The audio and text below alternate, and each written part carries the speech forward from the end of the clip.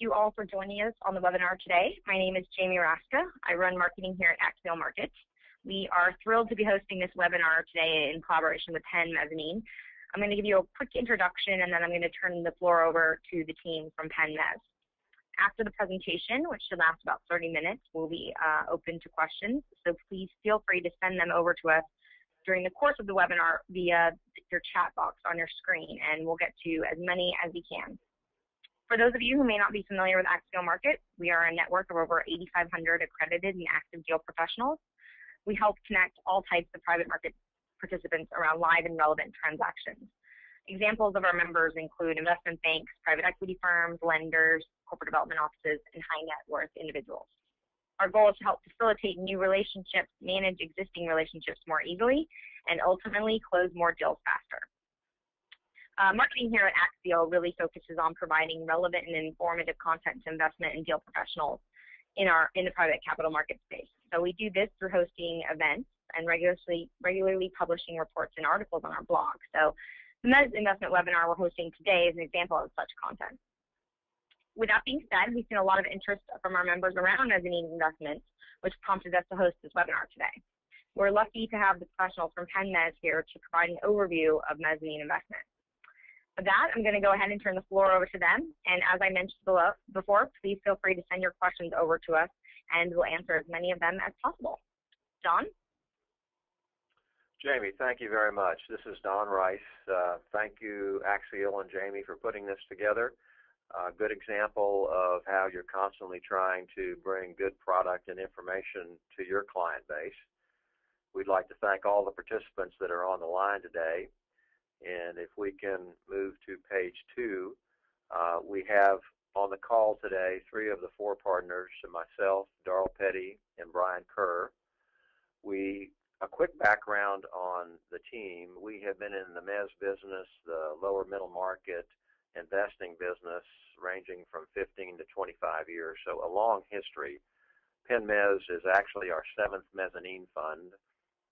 We have had funds that have ranged in size from 50 to 500 million, and Penn Mezz is a sub $100 million fund, and we have come back to this size where we're investing $2 to $10 million because we feel the need for capital is the greatest in this area, and the availability for capital is the least. So we're quite happy to be here. We've been in this market for a very long time, and happy to take any and all questions that you'll have. On page 3, we'll talk today. Our total focus is in providing subordinated debt in minority equity to lower middle market companies, looking for businesses that have good models and good leadership.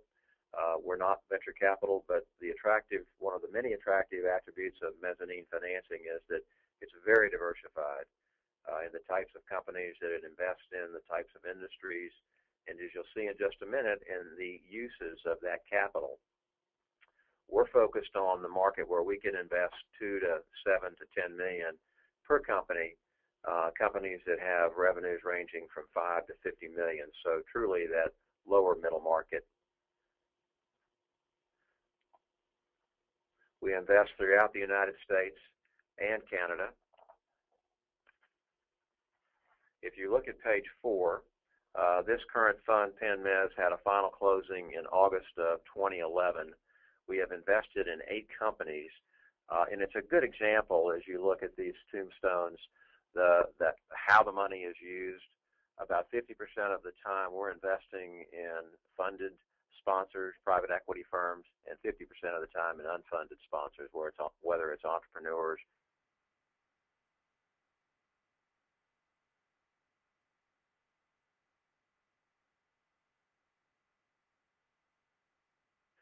and or family office buildings, to energy efficiency consulting, to military aircraft parts, and that will always be the case in our portfolio and every mezzanine portfolio. So really interested in all types of industries and various uses for the capital. On page 5, you can see an example of industries that we've invested in over the last 25 years, which range from automotive, aircraft, barges, food production, staffing, healthcare, oil field services, injection molding companies, party and accessory rentals, private prisons, radio stations, wineries, steel mills, psych and rehab hospitals. So very diversified. We're looking at all types of companies and industries throughout our process. At this stage, I'd like to turn it over to Darl and Brian, going to page 7, and get into some more specifics. This is Brian Kerr. Happy to be here and talk to you about the mezzanine market and share our ideas with you and everybody on the line here. As Don alluded to, Penn Mezzanine and a majority of the mezzanine firms in the market employ a generalist diversified strategy of investing across a variety of industries. However, mezzanine capital can be deployed in a multitude of different strategies and parsed and segmented in numerous ways by size, by investment type, distressed, by specific industry. But again, coming back to the fact that most firms deploy a broad generalist strategy. On the next page, you'll see some of the capital structure components typical of a lower middle market balance sheet. You've got your revolving line of credit, senior term loans, senior term Bs, and then you go into what is the mezzanine capital structure, which is the senior subordinated debt and junior subordinated debt market, all the way down to convertible preferred stock. On the next page,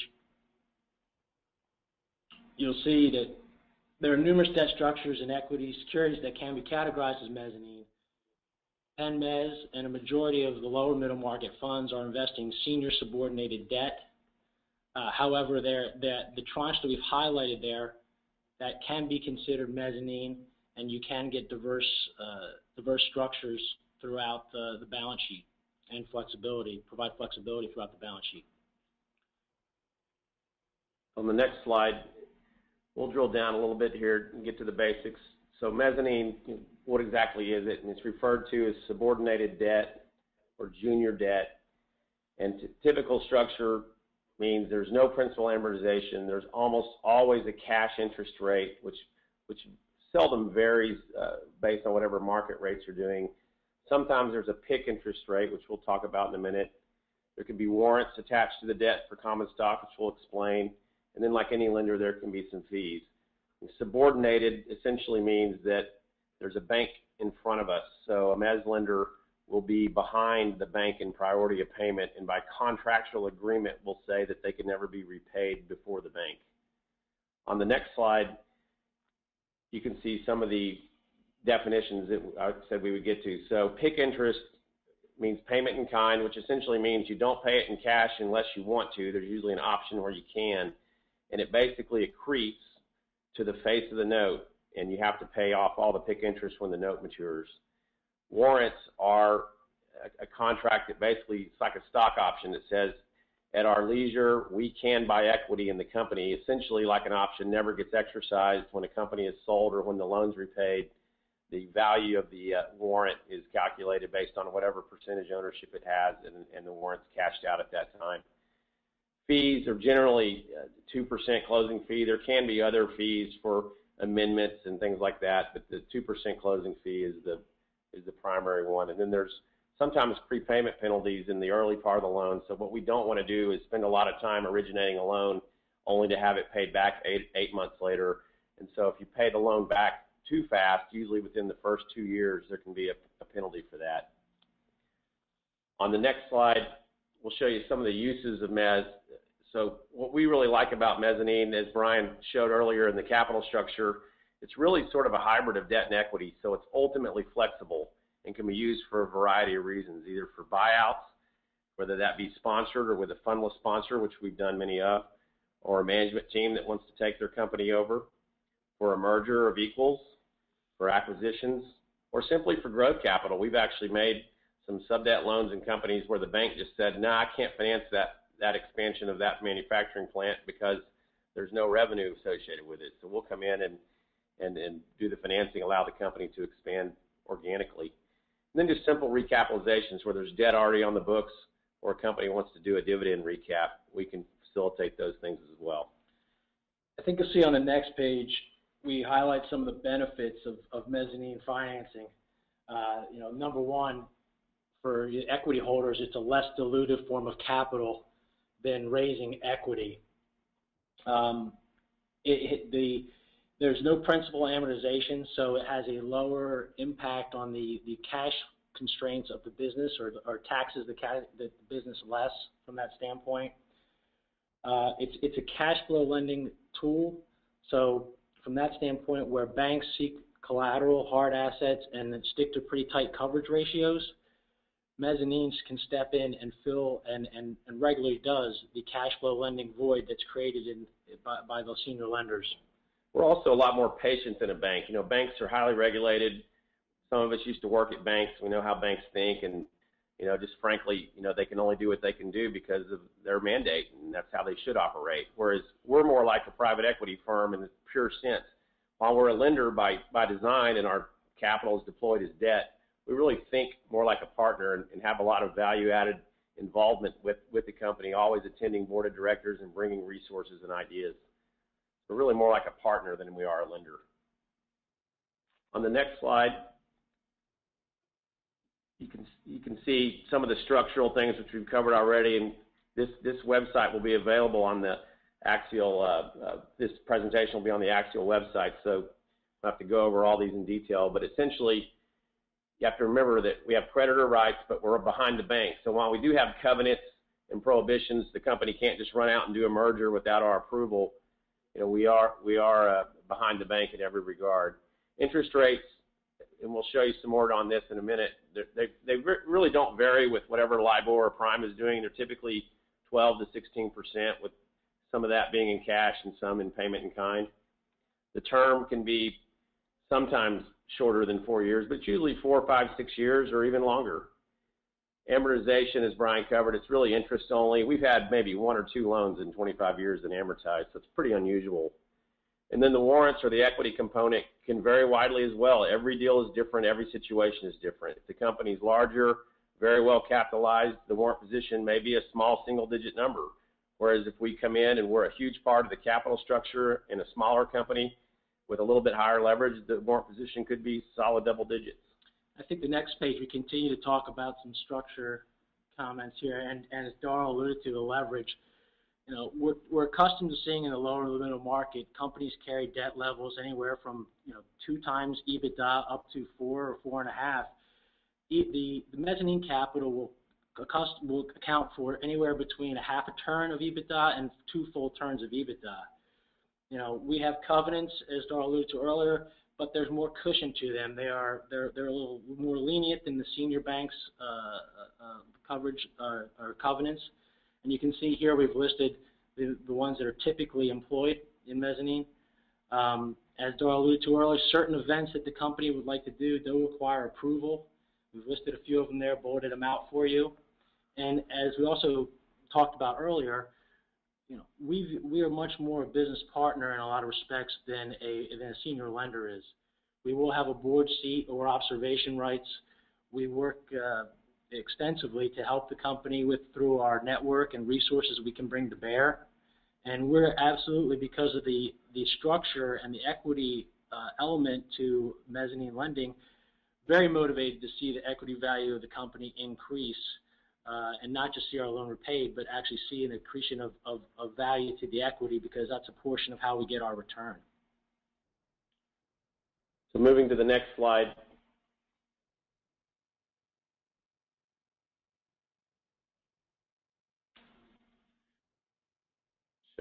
Adam, I don't know if you can move to the next slide. You want to go beyond? So this is a good takeaway that you can refer back to later. These are real deals that we've done over the past 20, 25 years. Shows you the amount we invested, what the interest rate was, whether it was cash or PIK, what the closing fee was as a percentage of the loan, what the term structure was. You can see most were interest only, a couple that amortized way back when, and usually didn't amortize till very late in the loan life.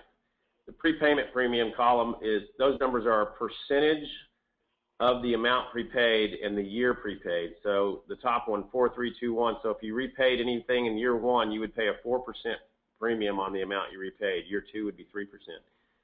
The equity ownership that we got in the deal, and if you refer back to the left, you can see sometimes we co-invest equity alongside our debt, so it's not just in a warrant. We have the flexibility to invest equity alongside the mezzanine loan and quite frequently do so. And then here's the leverage ratios as the last column to give you some feel for sometimes it's pretty high, oftentimes it's below 3 or sometimes below 3. And as I said, these are real examples with some takeaways there on the right where you can refer back to. I think on the next slide, we're just providing here what a representative balance sheet and would look like and the kind of type of cost of capital you can be associated with the different tranches of financing. You can see the position of the subordinated debt on the balance sheet. It's going to be listed in your long-term liabilities. It's going to be below the senior term loans, signifying that the senior lender is above it in priority.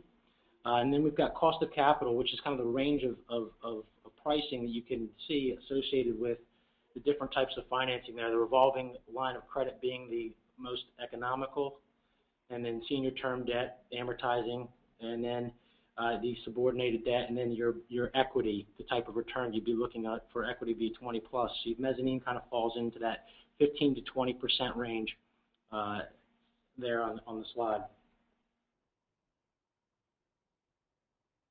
So this is another representative example of, you can see kind of leverage multiples as they come in. So a bank will often do a revolver and a term loan, and bank debt will sometimes be 2.5 times. In this example, it's 2.25. And then, as Brian said earlier, mezzanine, really the rule of thumb is about 1 times EBITDA that you borrow in sub debt. That just seems to be the optimal amount that usually fits in most capital structures. Can be more, can be less. So if you do lever up to 3.25, as in this example, what would the debt service be? What would be the burden on the company? Well, down below it shows you that here's your fixed charges in the way of principal payments to the bank interest, and mezz interest, because we're interest only. And in this example, it resulted in a 1.8 times fixed charge coverage, so almost 2 times coverage from EBITDA over debt service. So it exemplifies how you can use sub debt and still have plenty of cushion and no stress on the business. So on the next slide. Next slide, we kind of talk about some of the fundamental characteristics of the business that would make it attractive to mezzanine financing. And we're quick to point out that there are a multitude of factors that all contribute to determining the attractiveness of an opportunity. And they're not limited to what we've listed here. They also include, how the use of what is the use of proceeds, the amount of proceeds, the type of transaction, the owner or management team's experience with leverage in the past and how they've handled it, if they do have a history of working with it. But it's very much akin to what an equity investor looks like or looks for in business, with that being a scalable business model, recurring revenue, and strong EBITDA margins to weather any dip or downturn. On the next slide, I think you'll see some potential red flags that all people and investors in the mezzanine space, look at closely. And one of those right off the bat is pro forma leverage. How highly levered is the business, and what kind of burden are you putting on it, and what does it need excessive growth just to be able to hit its leverage metrics? Customer vendor concentration, declining margins. Again, a lot of what we've listed here is very similar to what equity sponsors are looking to avoid in the investments that they're making. Moving on to the next slide. This shows you the investment process, what we internally at PenMez go through to decide whether or not we're going to make an investment. The process from within our 4 walls can happen as quickly as 3 or 4 weeks. Usually takes longer because there's other parties involved. There's management's busy, the bank's involved that are busy, so things just sort of usually play out over a period of 2 or 3 months for most transactions. But within our process, we screen a lot of deals. I mean, we look at more than a deal a day on average, and end up closing anywhere from 4 to 6 in an average year. So we're constantly evaluating new opportunities. We do that evaluation with a very nimble team. There's really only 4 of us that can make all those decisions. We issue a proposal letter akin to a bank, and then the due diligence process really only takes a couple of weeks. We go out to the company, meet management, do all the things any investor would want to know about the business. And then as I said, usually the tail end with legal documentation is really the gating item to get something done. So most transactions take about 8 to 12 weeks, but I think from a management team perspective are minimally disruptive from the due diligence part.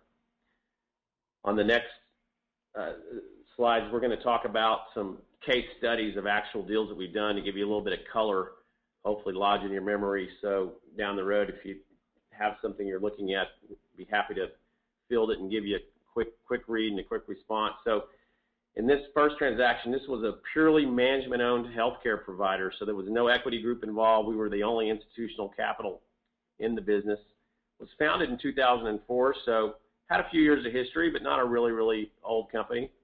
It had a nice history of growth and profitability, and they basically had a bunch of small loans that they had taken on in order to grow organically, to establish new locations and make a couple of small acquisitions, and they wanted to consolidate all that and recapitalize the business to continue growing. So we came in and provided an investment to do that. And some of the considerations in this transaction, as we've been saying, you know, we're pretty flexible, and these guys were very lacking in the financial area. We had to come in and do a very deep dive analysis. Their CFO was really their IT guy, and they needed some help in that regard. Because they were a healthcare company, there were other considerations regarding Medicare and managed payer contracts with insurance companies.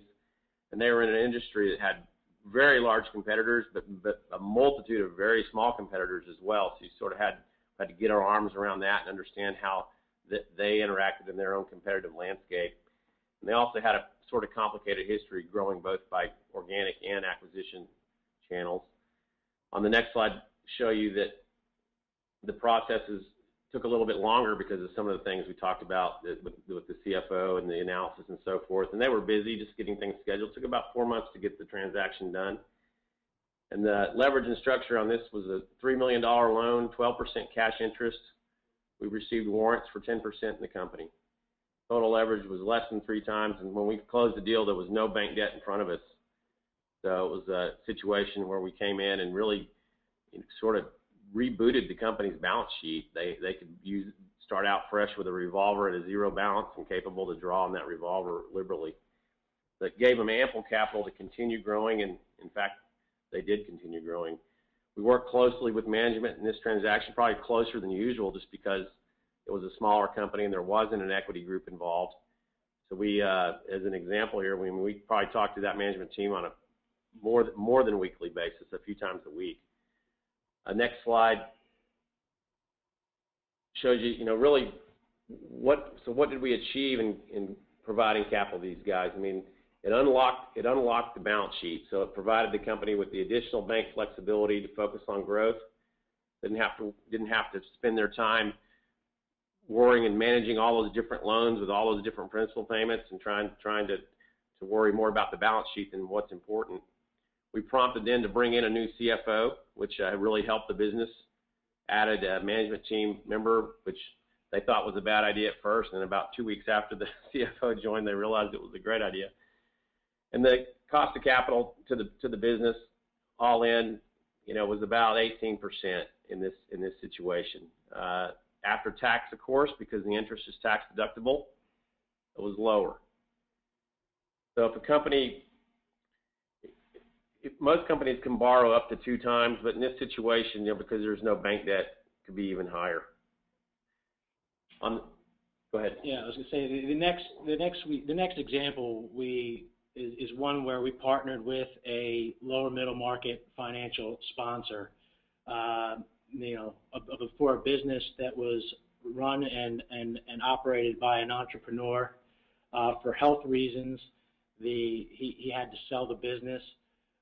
What we liked about it, was a patented product. There was a management leaving, change of control situation with a financial sponsor that had an excellent track record for operating and running lower middle market business. Our capital represented 53% of the capital structure in the total deal. The equity sponsor invested only 15% of the capital structure. The process was very quick. Took 6 weeks. The sponsor did a lot of the heavy lifting of the asset of the purchase of the business. We provided analysis and due diligence on the industry. The legal documentation went smooth. There were significant changes to the business in the first year with the health issues that the owner had. There were going to be. We knew that going into it. But again, having a good partner in it, we felt comfortable that this was a good use of our proceeds of our capital, good deployment use of our capital. They brought in a new CEO, CFO, COO, bolstered the sales department, have expanded into new geographies. Now, instead of operating in one state, they operate in 10 states. The leverage and structure, we put a $4 million loan in, 14% interest, 4% warrants, 2% fee, relatively straightforward. Total leverage was 1.5 times. There was no bank debt there. And we're a small percentage owner in the business, obviously 4%. That's less than we typically invest in. But again, looking at how this capital helped, this facilitate this transaction, there was no collateral in this business. It was a services business. It wasn't one that a senior lender was going to line up behind, given the size of the company. So we were able to step in and fill that void. We were also able to get it done in a very timely manner from the standpoint of getting it done in 6 weeks, which was important in this instance. The all-in cost of the mezzanine capital, again, our target is 18 to 22%. The after-tax cost of the 14% interest, the current that they're paying, is 9%. The structure. This transaction is a great example of one where we were able to find a lower middle market sponsor, step up and move expeditiously to make a transaction happen that was otherwise, would have slipped away from them. And then this last case study, which will be the final part, we'll wrap up and take some questions, was an oil field services business that was a captive of a larger oil company, and the larger oil company had problems. Management wanted to peel away from it, so we provided the financing to do so, basically a management buyout. Investment considerations were this relatively small oil field service company in very highly competitive and cyclical field. Oil field service industry has normal cycles, can be very volatile. And Mezz is a good example for mezzanine is patient capital. While we're debt and there's quarterly interest due, things do downturn because of this cyclical downturn, we're a partner. We're not going to freak out. And in fact, that's what happened with that company back in 08, 09. Oil collapsed, and they had a hard time, and we stuck with them. Another example, there was no equity sponsor. We worked directly with management. Sponsored deals are, frankly, easier because, as referred to earlier, they do a lot of the heavy lifting, but we're very comfortable dealing directly with management teams as well.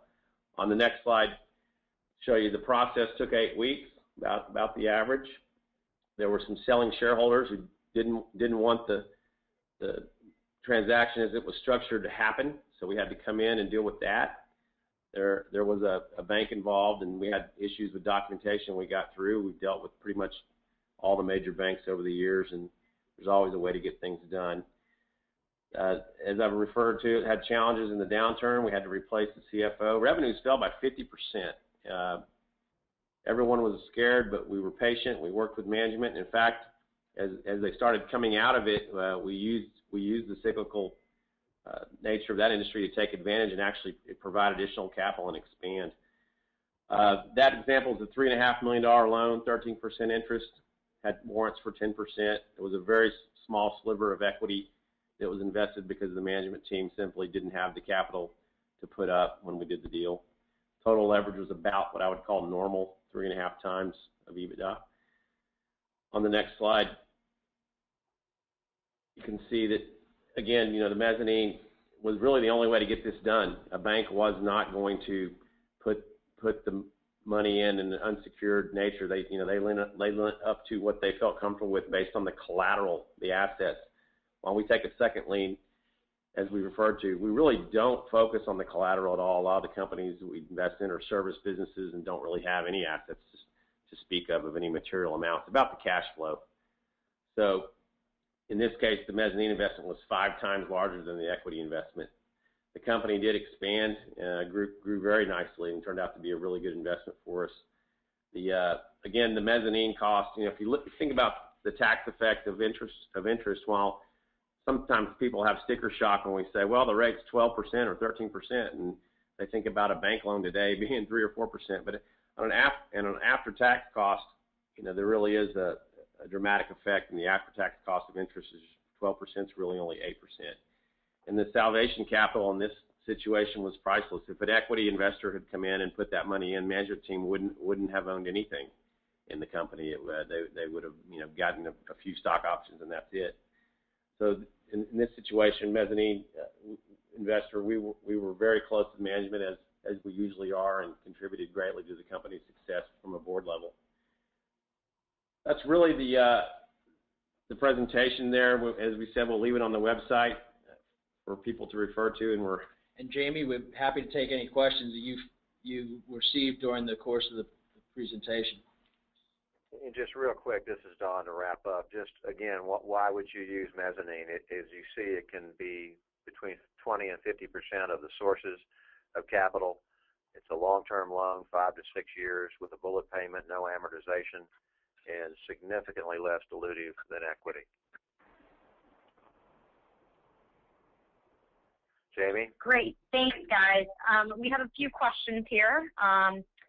Let's start with a general question on what is the status of mezz finance demand and supply in the U.S. currently? It's a vibrant market today. Things have gone from everyone in the fetal position and scared to death a few years ago and not many deals getting done to, frankly, quite frothy. Demand and supply are both very high.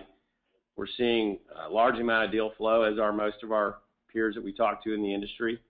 And sub-debt, it's funny, we always laugh about it. About every 8 or 10 years, there'll be some article written that mezz is dead and the banks are lending and equity's coming in heavy and there's no place for mezz in the capital structure. And then, of course, that never happens. Mezz is being used a lot, not only in buyouts, but in just growth situations today, with the banks sort of being half aggressive and half scared. There's always a component for that. So we're seeing, I would say, a very competitive time. It's a good time to get deals done, and there's a lot of options out there. I'll add to that I think people are getting more educated about mezz, and through presentations like this and what's available, its flexibility as a capital structure, and I think that they're coming to understand it better and then want to use it more because of the benefits that it does have and afford the equity holders. You'll find some mezz groups like to focus on investing in a geographical footprint that's close to their office. By contrast, we like to invest across the country, across the United States and in Canada. That's been our history for 25 years and one we continue to like. Great. The next question is, recently it seems like there has been a rise in SBIC lending. Do you anticipate that to be a source of competition for mezz lenders?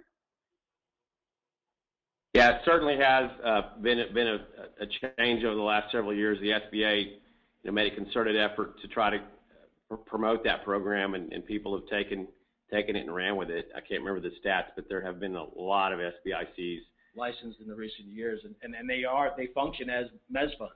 So that's the program. So the SBICs are mezz vehicles. And so yeah, anytime you introduce more competitors, it changes things. But it's always been. I haven't really ever enjoyed a situation where our market's not competitive and we're comfortable dealing in that avenue. The good thing about our industry is our competitors. We cooperate a lot. I mean, we've done many club deals over the years. There's some situations too SBICs can't do. There's some prohibitions. They can't charge a certain interest rate if they have any ownership in the company, and then they can't do things where there's a number of employees that are located internationally. So there's some situations where we are a natural fit. Yeah, we recently did a transaction in Windsor, Ontario, and we were able to do that because we are not an SBIC. If we had been an SBIC fund, we couldn't have invested in that transaction. But there certainly is, the SBA has done a good job of licensing and creating a more vibrant mezzanine market. We would also just emphasize that it's very important for borrowers when looking at mezz lenders just to really understand what the history of that mezz lender is, how long have they been in the business. No company is going to hit projections year in, year out, so you're going to have problems. And how does that mezz lender participate with the company when there are problems? So it's very important to look at the history and look at their performance over a long period of time. Great. We have another question on how often you are completing deals in Canada. We completed this one most recently in August, and we like what we've seen so far from the individuals we're working with and the company. We'd love to do more deals in Canada and like to see more deal flow from Canada. It's one of our kind of initiatives as we continue to broaden and promote our brand is to not do it just in the domestic U.S., but also step up, and we're quite comfortable doing it in Canada. I think there are a lot of good opportunities in the market we'd like to spend more time in. Yeah, I would say historically, over the 25-year history, it hasn't been that many, less than 5%, because we've always been geographically diverse across the U.S. and never really had a specific focus. It's really more opportunistic. I tell you, it's increased a lot recently. We're seeing more and more, and we, as Brian said, we're hopeful that we can do more north of the border. Great. 2 questions specifically on your fund. The first is, what is your EBITDA range? And second is, who provides the capital that you're lending?